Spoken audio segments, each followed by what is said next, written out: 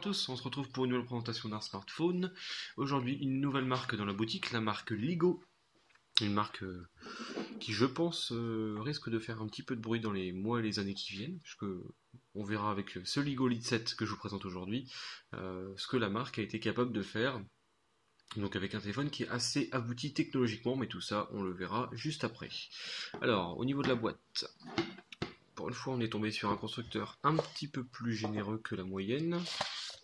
Donc la boîte est plutôt bien faite, hein, c'est assez classe. Donc là, vous avez le manuel habituel, là vous avez le chargeur européen avec le câble USB qui est ici, et ici vous avez un kit piéton. Voilà. Donc déjà ça c'est pas mal. Je vais mettre tout ça. Alors au niveau de la présentation globale du téléphone, je vais mettre comme ça. Au niveau de la présentation globale du téléphone, on est sur un téléphone de 5 pouces qui coûte un peu moins de 170 € dans la boutique. Et vous allez voir, sa particularité première, c'est que c'est un téléphone qui a une batterie énorme, une batterie de 4500 mAh. C'est assez énorme sur un téléphone actuel, surtout sur un téléphone plutôt entrée de gamme. Vous allez voir que c'est quand même assez impressionnant. Alors, je vais tout de suite l'ouvrir. Voilà. Au niveau de la coque arrière, on se retrouve avec une coque en plastique mat, plutôt souple hein, quand même. Elle est de relativement bonne qualité. Le logo Ligo, c'est pas facile à dire, est incrusté, donc ça c'est correct, hein, on est sur une bonne petite finition. Je vous rappelle qu'on est sur un téléphone entrée de gamme. Alors, ensuite, on va regarder la partie la plus intéressante. Cette batterie qui fait sérieusement son poids, elle doit faire pas loin du poids du téléphone, quoi. Donc 4500 mAh comme je l'ai dit, rien de particulier, sachant que cette batterie supporte la recharge rapide. Heureusement vous me direz, parce que c'est pas forcément facile à recharger un téléphone aussi avec une batterie aussi importante. Alors au niveau du reste, vous avez deux cartes SIM, une qui n'est que 2G, une qui est 2G 3G, c'est deux micro SIM, vous avez un emplacement micro SD.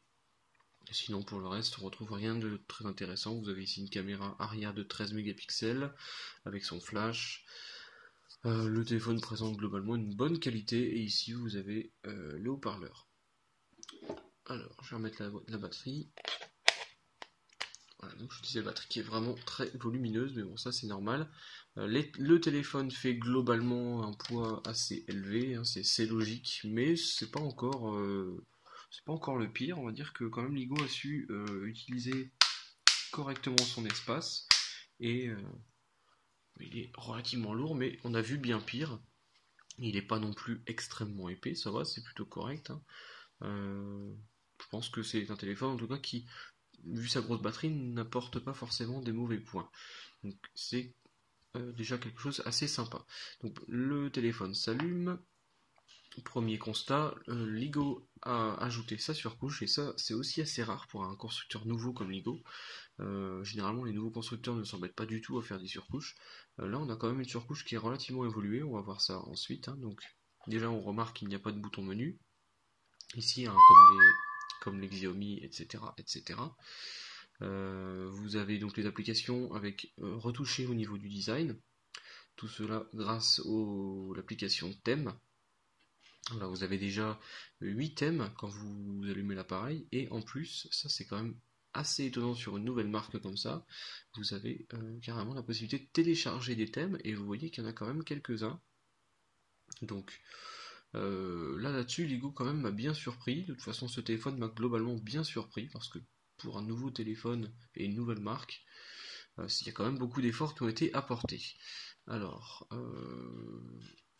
on va regarder tout de suite les performances avec AnTuTu. On va faire quand même un rapide tour hein, des applications fournies. Vous avez des applications pour optimiser un petit peu le stockage, etc. Optimiser la batterie.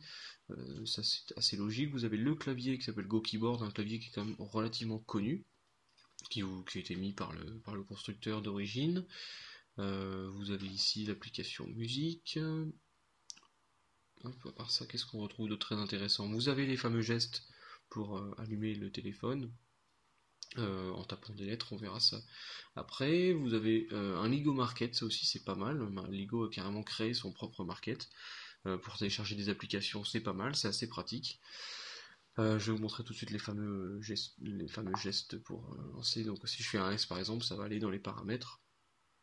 Voilà, ça a fait un S. Je suis dans les paramètres, donc c'est des petites choses comme ça qui peuvent être sympas, qui peuvent vous faire gagner un peu de temps. Bon, l'utilité reste relativement moyenne, je trouve, mais c'est toujours ça. Quand on presse ici, on a différentes choses, différentes d'Android, hein, vous pouvez créer des dossiers, etc., etc. Donc paramètres du système. Donc, qu'est-ce qu'on retrouve ici? Vous pouvez gérer les LED de notification. La LED de notification, changer sa couleur. Par exemple, entre vert, bleu et rouge. Donc ça c'est bien. Qu'est-ce qu'on trouve? Un mode économie d'énergie. Donc si je le mets, la luminosité baisse. Je présume que la 3G se coupe, etc. Donc ça c'est assez classique. Là, vous avez des gestes, encore une fois. Vous avez... Ça c'est quoi? Encore des gestes, de toute façon beaucoup. Prendre des imprimes écran à 3 doigts. Bon, ça c'est sympa aussi. Donc pas mal de petites choses. Bon, c'est plutôt bien. On voit que Ligo a fait un sacré effort, chose que peu de constructeurs font généralement, et donc ça c'est plutôt appréciable.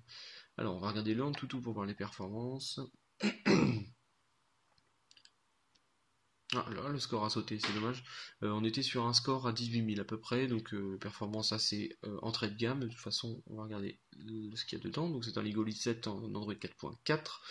On ne sait pas si Android 5 sera embarqué. Il semblerait que non, d'après ce que Ligo nous a dit, il semblerait que non. Le processeur c'est un quad-core MT6582, donc un processeur vraiment entrée de gamme, avec une puce Mali 400 qui est assez entrée de gamme aussi. L'écran fait 5 pouces, il est de définition HD 1280 par 720, vous avez 13 mégapixels à l'arrière, 1 Go de RAM et 8 Go de mémoire interne, donc c'est plutôt pas mal, c'est de l'entrée de gamme. De toute façon, le téléphone mise tout sur son autonomie, et rien que pour ça, ça peut justifier un achat si vous cherchez un entrée de gamme autonome, enfin avec une bonne autonomie en tout cas. Celui-ci sera clairement un choix envisageable. Et alors, je vais remettre la rotation d'écran. Donc c'est vraiment un téléphone qui pourra avoir son intérêt si vous recherchez un téléphone avec une batterie importante. Alors, on va regarder ensuite une vidéo, tiens. Donc, j'avais vu l'application vidéo, est-ce qu'elle est là? Donc, deux vidéos intégrées déjà dedans, celle-ci c'est la mienne. Le trailer carrément de Jurassic World, donc j'ai trouvé ça pas mal. Hop. Donc voilà, je vais baisser le son. Hop. Voilà, alors l'écran, qu'est-ce que donne l'écran? Hop, je vais baisser encore un peu. Voilà. Donc l'écran est plutôt pas mal, assez lumineux, assez contrasté, donc c'est une bonne dalle, hein. On est sur une jolie petite dalle HD, largement dans la moyenne de ce qu'on voit actuellement, voire peut-être un petit cran au-dessus, c'est plutôt pas mal. Je pense que là-dessus, au niveau multimédia, l'appareil sera plutôt bon. À part ça, au niveau du son, je vais augmenter un petit peu. Le son est pas mal, sincèrement, je l'ai trouvé plutôt pas mal. Le haut-parleur qui est ici fait quand même vachement bien le travail. J'étais assez surpris quand même. Il est plutôt, pour un entrée de gamme, il est plutôt pas mal. Niveau multimédia, il risque en tout cas d'être assez intéressant. À voir aussi avec l'appareil photo si le rendu sera bon, mais je pense qu'avec les 13 mégapixels, on peut s'attendre à quelque chose de pas mal. Donc en tout cas, je trouve que ce Ligo Lead 7 est vraiment intéressant. Euh, je m'y attendais pas forcément parce que c'est une nouvelle marque. Et en tout cas, c'est une marque qui, je pense, qui promet quand même un petit peu au niveau de son avenir. On peut se demander en tout cas si la marque réussira par la suite ou pas, mais on voit en tout cas qu'il y a beaucoup d'efforts qui sont faits pour réussir. À part ça, qu'est-ce que je pouvais vous montrer? Je pense que j'ai fait un bon tour de l'appareil. Un appareil en tout cas que je vous conseille en tout cas de regarder un petit peu avant de faire votre achat. Si vous avez un budget de moins de 200 €, vous pouvez éventuellement vous intéresser à ce modèle qui est pas très cher, qui est double SIM, qui est relativement performant, même s'il est plutôt entrée de gamme, mais qui est plutôt bon multimédia. Donc en tout cas, voilà, moi c'est un modèle que je vous invite en tout cas à consulter. Voilà, je vous dis à bientôt pour une prochaine vidéo.